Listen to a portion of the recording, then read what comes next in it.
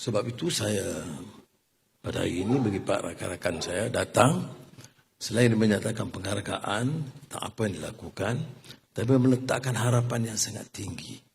Ya. Kan kita baru selesai kempen di Sabah. Dan saya sebagai manusia, saya faham juga orang marah.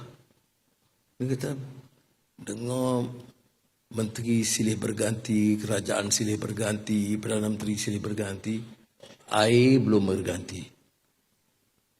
Elektrik dia sebut karan. Nenek saya dulu sebut karan kalau di Penang. Elektrik belum pasang. Jalan lubang-lubang.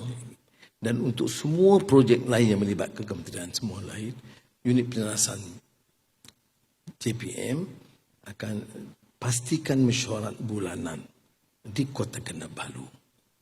Supaya hal yang tiga yang paling penting bagi rakyat, jalan, elektrik, air, itu kita cuba leraikan dalam segera mungkin. Saya minta mesyuaratnya kalau boleh bulan ini, kalau tidak mulai bulan Januari.